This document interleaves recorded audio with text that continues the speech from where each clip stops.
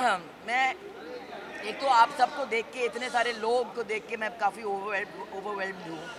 इतना प्यार, my God. मेरे को आई थिंक ये सारे फिल्म छोड़ के बिग बॉस पहले करना चाहिए था। बट आई थिंक कि मैं एक ही चीज़ कहूँगी कि मैं तो ये कहूँगी कि आई डोंट थिंक कि मेरे ज़माने के जो लोग थे, हमारे अंदर एक फीलिंग थी कि कहीं ना कहीं हम आपके कैमरास को एक लक्ष्मण रेखा पार नहीं करने देते हैं। जितना भी हम दिखाते हैं बाहर, जितना भी हम शेयर करते हैं, अभी आपको पता ही है कि मैं महेश भट्ट की बेटी हूँ और कभी मैंने ज़िंदगी में नो कमेंट्स कहा नहीं है, मगर फिर भी एक हमारा एक लाइफ होता है जो हम नहीं लाते हैं सामने। तो आई थिंक बिग बॉस में जाके मेरा अगर एक लास्ट फिल्टर बचा था वो अब उड़ चुका है। अभी तो मैं और भी फियरलेस हूँ, और भी शेमलेस हूँ, और भी बेबाक बातें करूँगी, और भी खुलकर ज़िंदगी जीऊँगी। Thank you. So what was the intention behind taking up Big Boss? The intention was to test my limits. The intention was to see कि क्या मैं कर पाऊँगी या नहीं कर पाऊँगी। क्योंकि जब ये ऑफ़र मेरे पास आई थी, मेरे बहुत करीब के लोगों ने कहा कि नहीं, आप नहीं जा सकती, ये आपके लिए नहीं है। आप फिल्म में काम करते हैं, आप OTT शोज़ कर रहे हैं, ये उन लोगों के लिए हैं जो एक मार्क बनाना चाहते हैं। शो में जाओगी, लोग खामोखाम जलील करेंगे। फॉर्मेट है शो का कि आपको जलील होके ही आना है। मैं नहीं मानती हूँ कि ये फॉर्मेट है शो का। शो आपको जलील नहीं करता है। शो आपके सामने हमेशा एक अपॉर्चुनिटी और एक चॉइस देता है। हम अगर गिरते हैं, हम खुद गिरते हैं। हम अगर जलील होते हैं, हम खुद वो चॉइस बनाते हैं। और अगर हमारी उड़ान होती है, उस शो का फॉर्मेट वो है। तो आई थिंक मैं गई अंदर एक ओपन माइंड के साथ, एक ओपन हार्ट के साथ, और मेरी रीड इंटैक्ट ऐसे गई। मैं बाहर आई हूँ with my head held high, with my heart overflowing, क्योंकि मैंने बहुत करीब के रिश्ते बनाए अंदर। एंड आई थिंक बेबी का जो है वो तो मेरी, आई थिंक वो पूर्ण जन्म की पता नहीं क्या है मेरे लाइफ में, but I think that she is the sister और daughter I never had. She is my friend. Jad, Avinash, Elvish के साथ भी मेरा बहुत ही स्पेशल कनेक्शन रहा है फ्रॉम डे वन। तो आई थिंक कि 51 की उम्र में I kept the flag flying high guys. So I think that age is just a number. I think मेरी एनर्जी लेवल जो थी मेरे कंटेम्प्रेरी से बहुत ही ज़्यादा थी, वो जो मैंने दिखा दिया।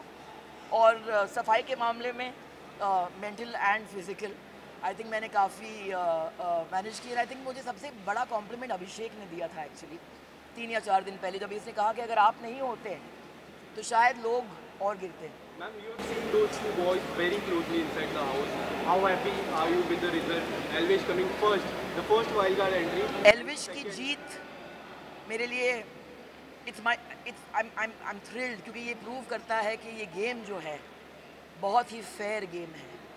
एंड ये जो मिथ्स होते हैं ना कि अगर आप वाइल्ड कार्ड बन के आए हैं तो फिर आपका जर्नी जो है उतना इम्पोर्टेंट नहीं है या इतना भारी नहीं है जैसे किसी ने 8 हफ्ते गुजारे हैं। ये सारे मिथ्स हैं। आई think it's not the length of your life, it's how you live your life. जैसे रिश्ता जो होता है, क्योंकि 10 साल का है, उसका मतलब ये नहीं कि वो ज़्यादा इंपॉर्टेंट है 1 साल के रिश्ते से। तो आई थिंक एल्विश ने ये प्रूव कर दिया है। एंड आई थिंक कि वो घर में एक नई एनर्जी की ज़रूरत थी जब वो आए थे। And I think it's created history कि wild card entry has won the show. So I think that much to be proud of. मगर वो घर ने मुझे बहुत कुछ दिया, बहुत कुछ दिया। कहते हैं कि the greatest journey is a journey you take into your own heart. And I think मैं अपने खुद के दिल में गई। मैंने खुद के वीकनेसेस, खुद के स्ट्रेंथ को यहाँ से देखी। 8 हफ्ते का सफ़र उसमें आसान है नहीं, इट्स नॉट ईजी। फिज़िकली बहुत ही मुश्किल गेम है। हमारे लग्जरीज होते हैं, लोग होते हैं हमें हेल्प करने के लिए, कंफर्ट जोन आपको भूलना पड़ता है, मगर उस घर ने मुझे बहुत कुछ दिया। और आज जब भी मुझे वो अल्टीमेट कॉम्प्लीमेंट मुझे मिली, जब भी मेरे पिताजी ने कहा कि I am proud of you, that did not mean much. मगर जब भी बिग बॉस ने कहा कि हम भी we are very proud of you, I am very proud of you, for me it was a win. जी,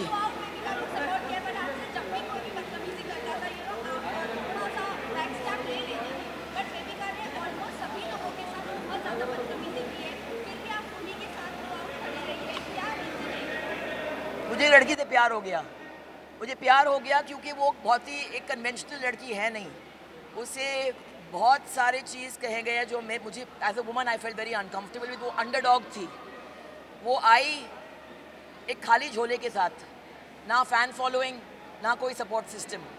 खुद को उसको लगा कि मैं यहाँ पे आई हूँ, मेरे लिए बहुत बड़ी चीज़ है, और सबने उसको बोला कि एक हफ्ता भी नहीं टिकोगी तुम।